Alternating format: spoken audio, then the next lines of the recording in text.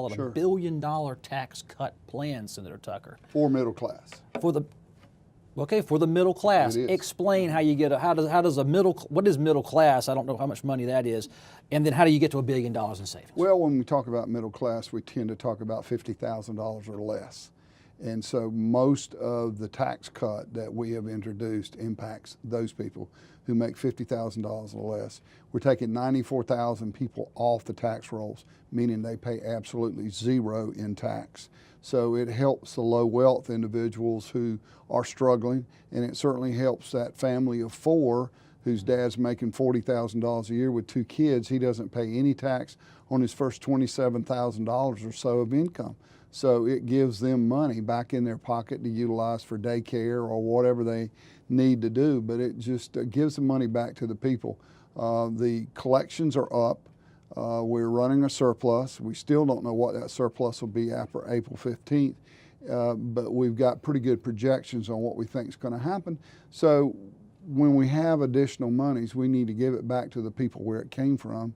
And it's common ground with the governor. He said the other night in his state of address that he wanted to put money back into North Carolinians' pockets. And that's exactly what we're doing, but we're doing that now. Because Bob Rucho, the former Mecklenburg County senator, is gone, so I guess a team's coming together. That tax reformer is there, Andrew Brokc. Tell me about this. You cut $1 billion, or you refund $1 million back through lower taxes on families in North Carolina.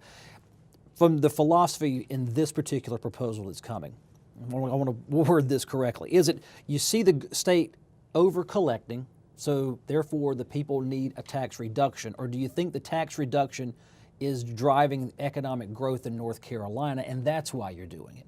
Is government too profitable, or does the economy get better the lower you cut taxes? Yes. Okay. It is. It's yes and a yes on both of them. And that way we looked at one thing that we did, unlike other states that went down this route of lowering taxes. We looked at the budget, made sure we had budget discipline to make sure that the money we were collecting was going to the services that were provided. And if there was waste, fraud, or abuse, we've been rooting that out over the last 6 years, and we've been able to cut billions and billions out of what we needed to run state government.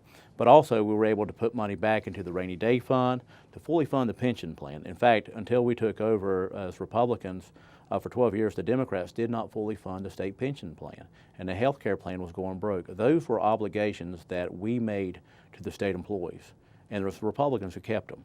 We put our obligations first, and then the needs of the state, and we pushed any type of want that a particular senator or representative may have last.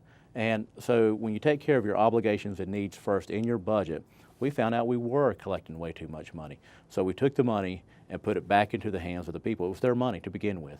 Now they've been able to either spend it, save it, or invest it. And you look at our economy and what's happened with the job growth with companies, where a company said, I can hire another employee. Now there's not a ribbon, it doesn't create a lot of media attention, but for that company and for that employee, that's big, big news in their life. They've got a job. And when you're looking at, hey, we can put some money away for this, or we can do that, or hey, we can go on that trip down to Outer Banks we always promise, or a trip up to the mountains. And we looked at the last year, over 2016, tourism spending was up 5.63%.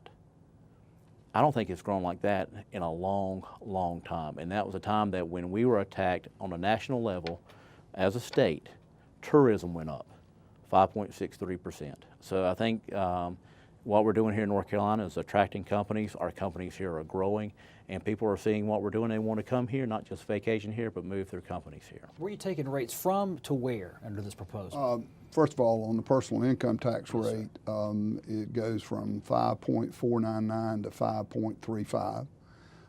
We are taking the corporate tax rate from 3% down to 2.75 in 18 and 2.5 in 19. Certainly, Forbes magazine says we're #2 best state to do business in. We may become the best state to do business in the U.S.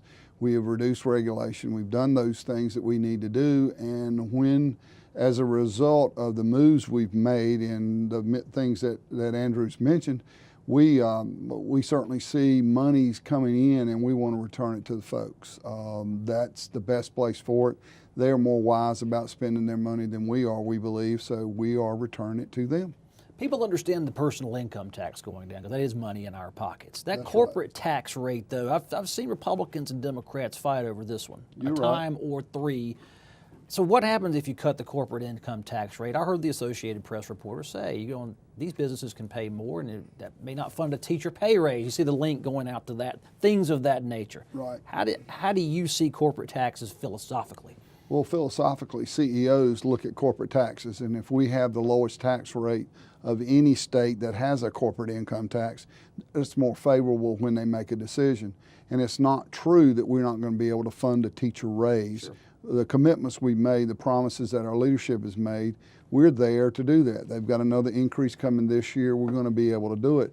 Our discipline on spending and our taxation discipline that we've had so far, this last tax cut will be $4 billion in revenue we've returned to the economy, and the economy has in kind responded.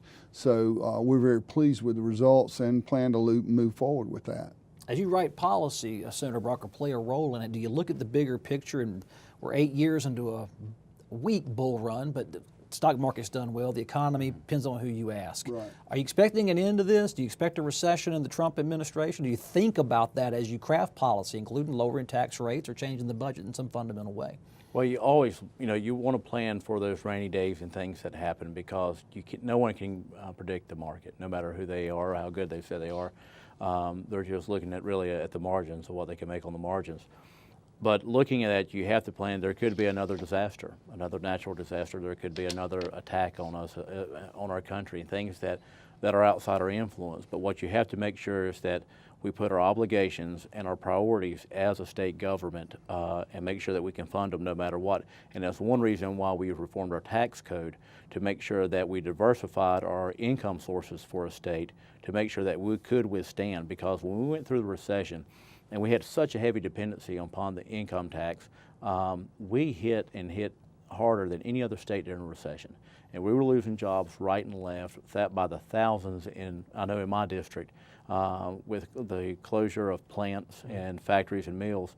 And that income tax, the reliance on that and the old tax system was very detrimental as far as having a government and services that we needed to provide for.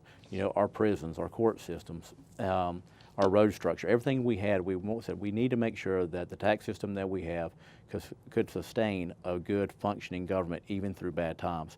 And the one that was previously installed by the Democrats was not working, and we had to change it and make these fundamental changes so that we can withstand the next time we go through a recession or any type of economic downturn. How close is tax policy to what you as a senator would like to see? 6 years in now, are we getting close, or is the goal zero income taxes, consumption-based model? Well, in my opinion, I don't know if the political will is there to go to zero. That is where we would like to see it go, but we're going to have to broaden the base. And then when you start broadening the base, it gets very difficult, charging for one service or another, even though everybody will admit we're a service economy. But we have the taxes where they need to be in 2017 and 18 and 19. We'll have to look at that down the road. Again, as Andrew alluded to, we're prepared for a recession. We've got over $2.5 billion in the unemployment fund, whereas when we started the last recession, it was about 400,000 in it, and we blew that out in about 5 weeks and then began borrowing from the federal government. The previous administrations didn't prepare for a rainy day.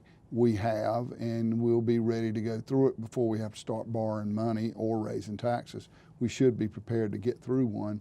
If it's not too long, if it's an elongated recession, then we'll have to deal with that then. But the availability of revenue is there today. We feel like that raising the standard deduction from $17,500 to $20,000, raising the mortgage interest and rate and deduction from 20 to 22, helping families with homes with their mortgage and interest deduction, helping the S Corps with their flat fee of $200 for an S Corp, gives them a $1,300 tax break that's there. We continue to work on single sales factor, not to penalize companies that are already in the state. And then the market-based sourcing will not penalize any service companies when their customers are in North Carolina. So We're making the moves in the tax policy that we need to make to continue to have the receipts and revenues that we need to have, and we believe the economy will continue to expand.